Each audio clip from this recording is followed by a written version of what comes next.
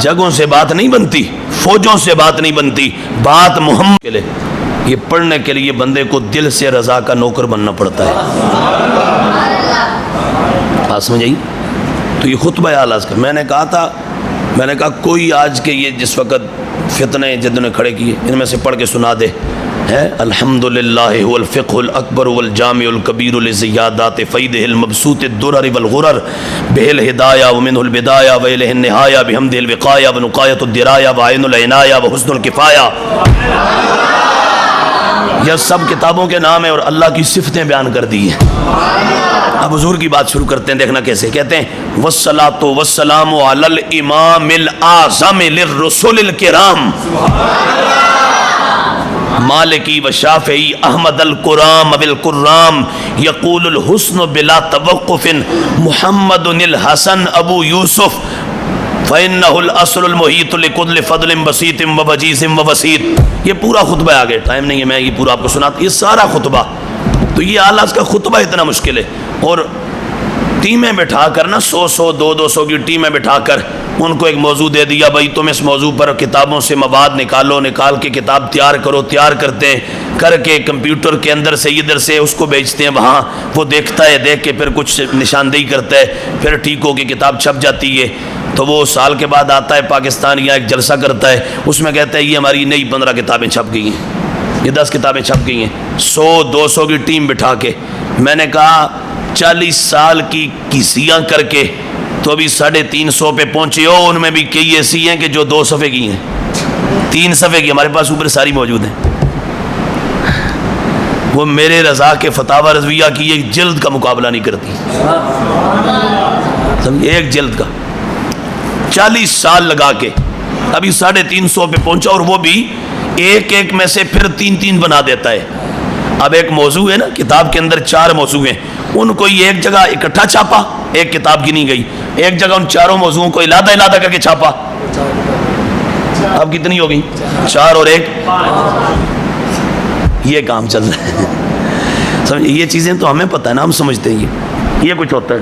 اور پھر 100 بندوں کی ٹیم بٹھائی ہوئی ہے، فوج ہے پوری، 50 60 ہزار لاکھ تنخواہیں لیتے ہیں، وہ کام کرتے ہیں. تو میں نے کہا یہ کسی کی محنت کو اپنے نام لگانے کو تو علمی خیانت کہا جاتا ہے، یہ چوری ہوتی ہے. یہ تو داتا صاحب نے بھی ایسے لوگوں کو بد دعا دی تھی. داتا صاحب کہتے ہیں بندہ آیا میرا دیوان، میں نے شعر و شاعری پر جو دیوان لکھا تھا نا وہ مجھ سے مانگ کے لے گیا، اور لے جا کے تو واپس کرنے کے بجائے اس نے چند دنوں کے بعد اپنے نام سے اس کتاب کو چھپوا دیا.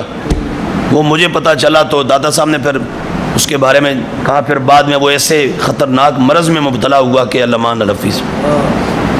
کئی کتابیں داتا صاحب کہتے ہیں میری لوگوں نے چوری کر لیں. کیوں؟ میں نام نہیں لکھتا تھا اوپر کتاب کے، تو وہ لوگ اپنے نام سے چھاپ دیتے تھے جا کے. تو پھر کہ یہ جو کشف المعجوب ہے نا، اس پر پھر مجبوراً مجھے اپنا نام لکھنا پڑا. سمجھی؟ تو یہ تو داتا صاحب نے ایسے لوگ، یہ چور ہوتے ہیں ایسے لوگ جو کسی کی محنت اپنے نام لگائیں.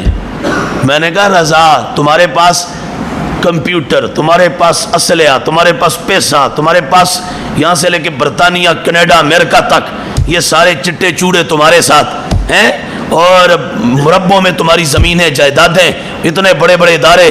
2 مرلے میں بیٹھا تھا میرا رضا. جگہوں سے بات نہیں بنتی، فوجوں سے بات نہیں بنتی، بات محمد عربی کی رضا اور کرم سے بنتی ہے. بات سمجھ گئے؟ حضور تاجدار کائنات صلی اللہ تعالیٰ علیہ وآلہ وسلم کا خاص کرم تھا. میرے آقا و مولا صلی اللہ علیہ وسلم کی اعلیٰ اس پر خاص نگاہ نبوت آپ کو نصیب تھی، اور خاص فیض اللہ نے آپ کو عطا فرمایا تھا حضور کا. تو اس لیے اعلیٰ نے یہ کام کیا.